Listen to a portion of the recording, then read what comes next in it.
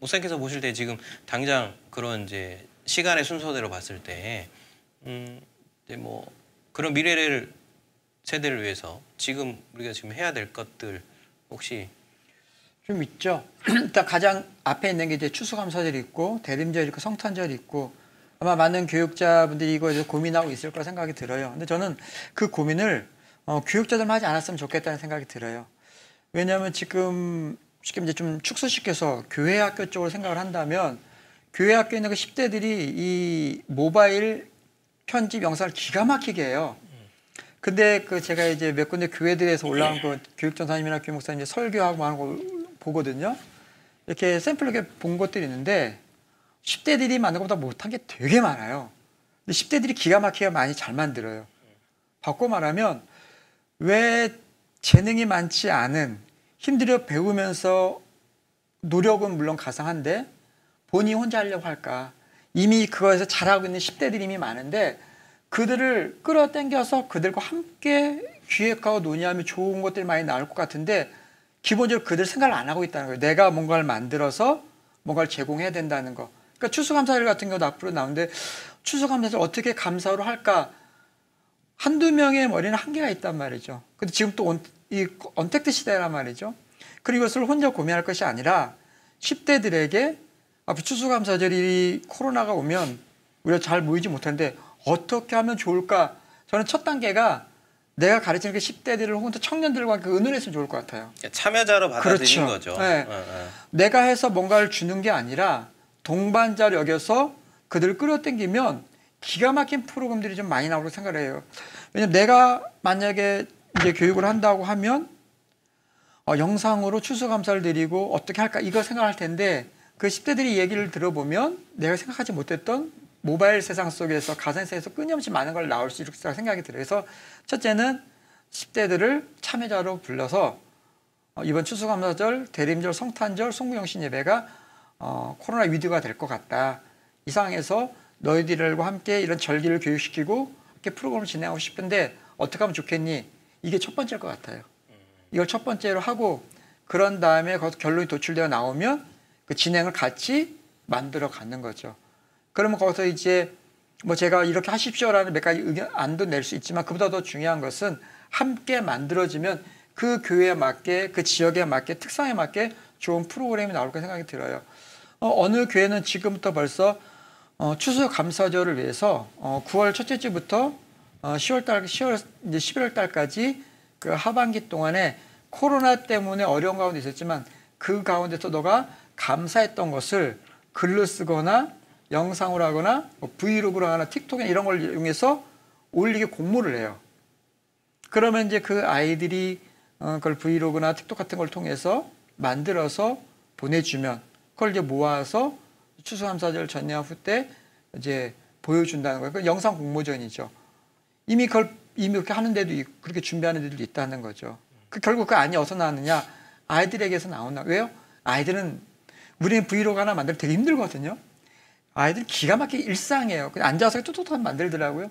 그런 아이디어를 사면은 앞으로 대림절에 성탄절에 관련된 것도 좋은 아이디어 나오지 않을까. 그러니까 제가 이렇게 해보십시오라고 얘기하는 것보다는 그들과 함께 고민하고 그러니까 사실 한국 교회가 않을까. 지난 오랫동안 그 10대, 20대들을 교육의 대상으로 그렇죠. 봤잖아요. 그게 가장 큰 문제였죠. 물론 이제 그들에게 교육이 필요한 것도 있지만 네, 그렇죠. 교육을 시키면서 참여자로서의 역할들도 그렇죠. 같이 이제는 뭐 이렇게 만들어가는 것들이 한국 교회 교육에 있어서 미래에서 굉장히 중요한 것 같아요. 지금 그렇죠. 뭐 어떻게 보면 뭐라 그럴까 한국 교회 교육은 좀 일방적인 측면들이 있잖아요. 그렇죠. 소통이 좀 부재하고 물론 시간에 쫓기기도 하고 환경이 어렵기도 하고 여러 가지 제약 요소들이 많긴 하지만 교육의 틀에 있어서의 어떤 미래적 방향성을 본다면 하나의 어떤 새로운 모델들이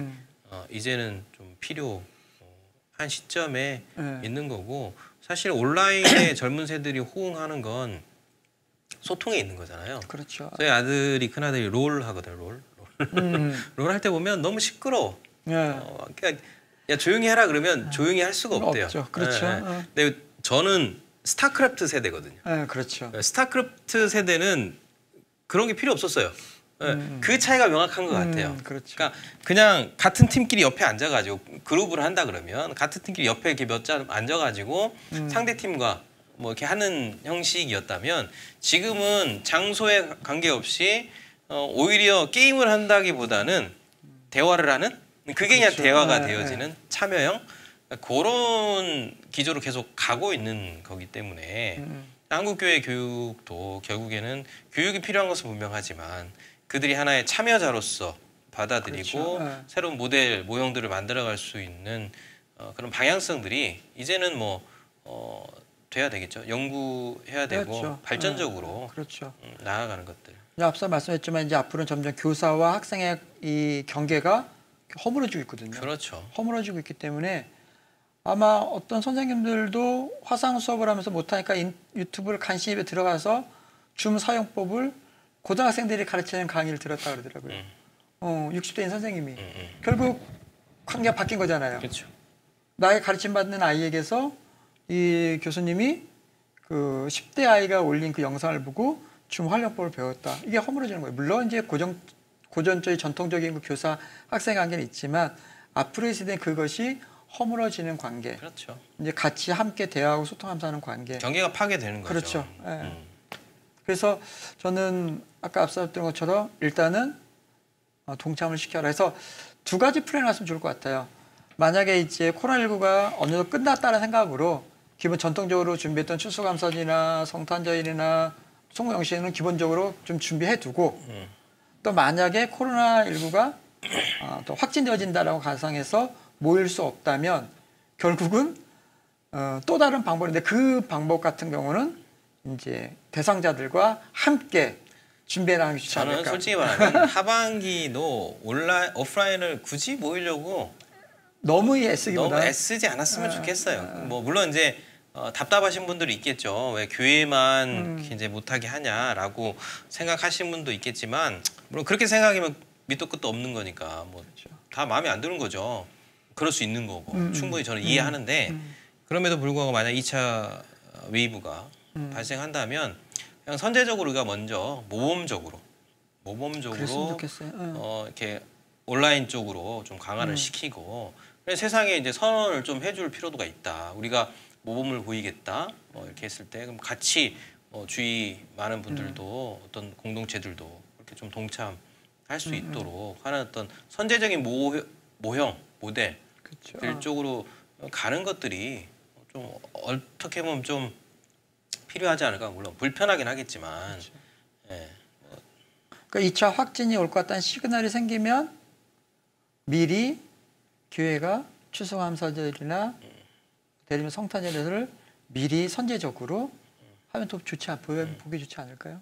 그렇죠? 그렇기도 하고 일단 우리가 뭐 10대, 20대 교육 얘기를 했지만 사실 이제 또 중요한 세대가 신중년이라는 세대도 그쵸. 있는 거잖아요. 그분들도 교육이 굉장히 중요하잖아요. 되게 네. 중요하죠. 왜냐하면 이 5060 신중년 세대들이 거의 소셜 커머스에서 거의 움직이지 않았던 분들이에요.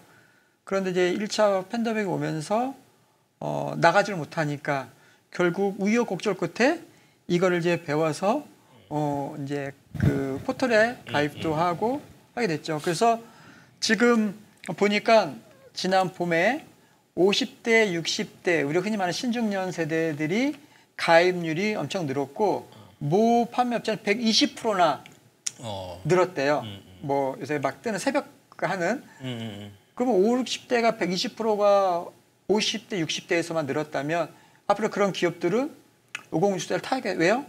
이제 그들은 어쨌든 간에 연금 세대고 그들의 활동이 그전 세대의 노년이 겪었던 5, 60대와 지금의 5, 60대는 다르니까. 김광석의 어느 60대 노부부의 이야기가 그때는 노부부였는데 그렇죠. 지금 노부부가 아니란 그렇게 말이에요. 하면 우리를 노인이라 부르지 마라. 우리는 신노년, 우리는 중년이다. 그래서 그 노래라도 바꿔야 돼요. 어느 80대 노부부의 이야기 이렇게 하면 좀 이해가 되겠는데 지금 시대 어느 60대 노부부의 이야기 하면 그거는 그렇죠. 그 상황이 이해되지만 그 소리를 지금의 60대 들으면 나 아닌데. 젊죠 그분들은.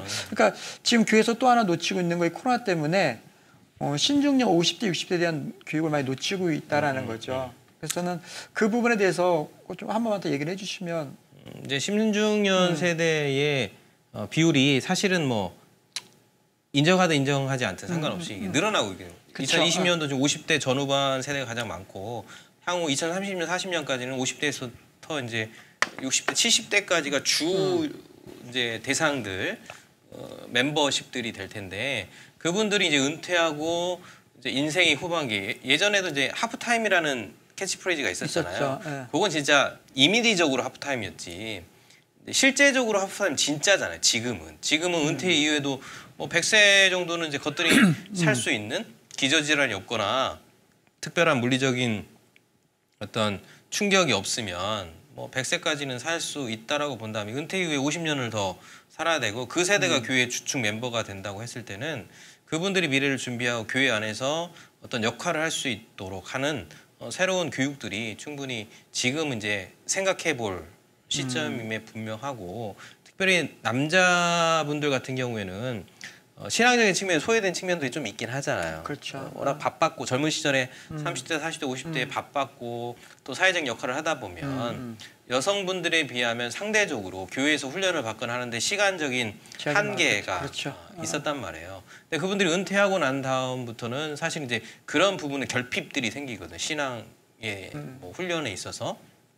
그래서 그분들의 어떤 새로운 훈련들, 신앙 교육들, 또 사회적 역할과 교회 안에서 또 그분들이 해야 될 역할들이 많잖아요. 그렇죠. 예.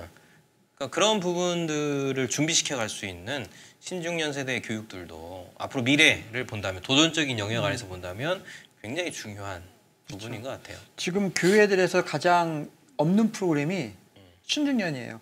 교회학교 같은 경우는 영화부부터 청년까지 다 있고 또 그 이후에 나온 데는 뭐 여러 가지 교회 프로그램들이 많이 있고 근데 이제 그런 신중년과 노년 세대라는 프로그램과 교제 같은 것도 제대로 없는 전무한 상황인데 이제 신중년 세대들을 위해서 우리가 이제 고민하는데 지금 기업들이 가장 타겟층이 50대, 60대와 그 신중년 세대와 10대 청소년 MZ 세대 지금 주 타겟이 MZ 세대와 신중년 세대를 기업이 괜히 타겟층을 하지는 않을 거거든요. 네, 맞습니다. 그래서 교회도 지금부터 아니면 어쩌면 지금 신중년 세대 50대, 60대에게 새로운 교육을 제공해서 지난 얘기했던 것처럼 제2의 사명, 전반기의 사명 말고 또 은퇴한 이후에 또 하나의 제2의 사명을 가지고 살아갈 수 있도록 교회가 동기부여하고 그러한 교육을 지금부터라도 해야 그분을 놓치지 않을 수 있지 않을까. 앞으로 그분들이 결국 이제 지금 10대, 30대, 40대가 지금 줄어들고 있는데 결국은 교사도 그분들이 주축이죠. 50대가 될 수밖에 없게 되잖아요. 근데 교육이 안 됐으면 안 되잖아요. 네, 대사회적인이나 교회 내부나 성교나 이런 부분에 이제 주축이 될 수밖에 없죠. 청년들 같은 경우에는 먹고 살기 힘들잖아요. 솔직히 지금 얘기하면 많이 힘들고 위로가 필요하죠. 위로가 필요하고 그들은 잡을 잡는 것도 만만치 않고 또 뭐 이렇게 뭐랄까 부모가 어떤 재정적 여력이 있어서 자산을 물려주거나 그렇지 않다고 한다면 말 그대로 지금의 상황은 기울어진 운동장, 사다리 걸어서 사기 뭐 이런 상황이 있기 때문에 청년들이 뭐 교회에서 뭐 열심히 사역을 하고 봉사를 하는 것들이 해야 되겠지만 중요하겠지만 비자발적으로 그럴 수 없는 상황이 이제 점점 이제 커지니까 그런 부분을 계산해 본다면 둘 중에 하나일 것 같아요. 청년 세대들이 확 늘든지 그렇죠. 그래서 그 자리를 메꿔 가든지 아니면 신중년 세대들이 훈련을 잘 받아서 그 빈자리를 메꿔 가든지 그래서 제2의 사명에 대한 논의들이 훈련들이 그렇죠. 반드시 필요한 것 같아요. 그럼 뭐 일단 뭐 대충 정리를 하자 보면 어쨌든 좀 더 적극적으로 교회의 이 코로나에 오는 위기들에 대해서 앞서서 선제적으로 준비하고 대안을 마련하고 또 10대들을 좀 참여자로 불러들이고 신중년 세대를 위한 교육 좀 하고 그다음에 경제적 위기가 왔을 때 다양한 성도들을 위로하고 품을 수 있는 것들이 있어야 되고 그리고 이제 마지막으로 또 하나 이제 하고 좀 마무리했으면 좋겠는데요. 코로나19 때문에 많은 그 아이들이 교회를 오지 못했어요. 그때 이제 목사님들이 대부분 많은 설교가 집에 자녀들이 있으니 부모님들이 자녀들과 신앙교육을 하고 예배드려 하십시오라고 했어요. 근데 그 이후에 많이 들려온 말이 그 훈련받은 부모들이 별로 없다는 거예요. 그렇죠. 집에서 어떻게 이 자녀들을 신앙교육 시켜야 되는지 모른다는 거죠.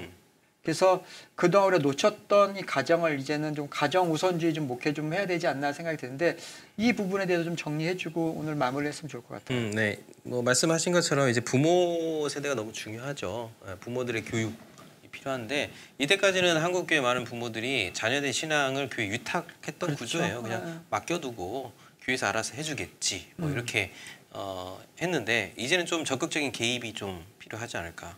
어떻게 보면 말씀하신 대로 청소년들은 참여의 대상으로 받아들인다면 부모들은 적극적으로 교육을 해야 될 대상으로 그렇죠. 다시 정립을 하고 다시 시각을 고쳐 잡고 부모들을 적극적으로 자녀들의 영적 멘토로서 세워가는 2020년 전까지만 하더라도 지도 교육자들이나 담당 교사들이 영적 멘토를 했다면 2020년 이후에는 부모가 영적 멘토로서의 역할을 할 수 있도록 하는 과정들이 이제 필요해요. 교회가 그것들을 고민해야 된다는 거죠. 그렇죠. 방치하면 안 될 것 같아요. 물론 쉽지 않습니다.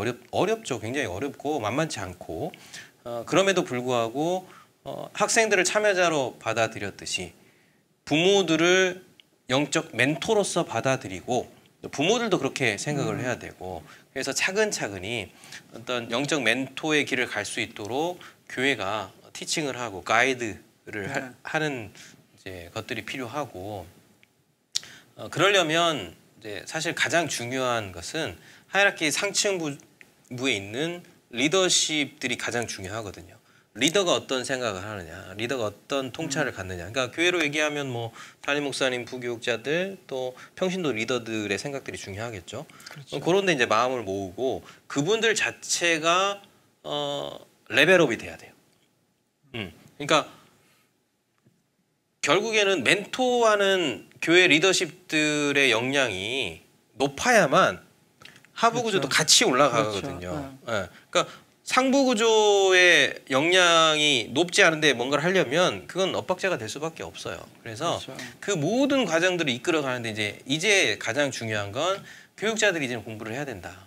목회자들이 그렇죠. 목회자들이 공부하고 성장하고 그래야만 이제 평신도 리더십들도 공부하고 성장하고 이렇게 이제 순차적으로 갈 수 있는 거니까 전체적으로 포괄적으로 봤을 때 결국 이제 목회자들이 공부하고 그 공부라는 것은 성경만 의미하지 않죠.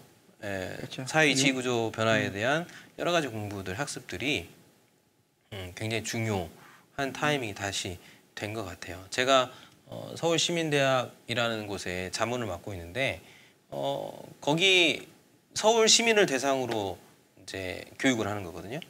제가 알기로 1년에 한 10만 명 넘는 사람이 공부를 한다고 하더라고요. 근데 교수들이 전부 다 뭐 서울대, 연대, 고대 교수들도 있고 뭐 TV에 나오는 유명한 이제 분들도 있고 뭐 그런 분들이 이제 티칭을 봉사 차원에서 하는 건데 그 수업을 굉장히 많이 듣는다는 얘기는 지금도 일반 사회에서는 그런 교육에 대한 가치, 의미를 알고 있다는 거고 다방면에 그런 접근들이 있다라고 한다면 결국에는 이제는 목회자들도 그분들을 훈련시킬 때는 그분들보다 더 높은 역량들이 필요할 그렇죠. 수밖에 없다는 계산들이 되는 거니까 목회자들과 리더십들이 사회에 대한 이해와 성경에 대한 이해를 동시에 같이 하는 것들이 어쨌든 이제 동시다발적으로 같이 이루어져야 될 것 같아요. 예. 어쨌든 코로나19가 교회뿐만 아니라 다양한 곳에 되게 많은 변화를 주고 있는데 그 변화에 얼마나 민감하게 반응하느냐에 따라서 세상 말로 말하면 살아남는 교회가 있을 것이고 살아남지 못하는 교회가 있을 것이다. 이건 분명한데 결국은 이것을 컨트롤할 수 있는 것은 그 목회자의 역량이다. 역량을 위해선 결국 목회자도 공부를 해야 된다. 이 위기를 타개하는 것은 기도와 말씀 묵상 그리고 또 세상을 품는 지혜가 있어야 되고 이것이 또 그 다음 리더십에게 넘어갈 수 있어야 되지 않나 그런 생각이 드네요. 오늘 여기까지 뭐 마무리하면 될 것 같고요. 네. 아무튼 코로나 이후를 위한 준비도 잘 하셔서 안 오길 바라지만 왔을 때도 잘 대처할 수 있는 또 한국 교회 또 성도님 됐으면 좋을 것 같습니다. 예, 긴 시간 감사합니다. 네, 고맙습니다. 고맙습니다. 네.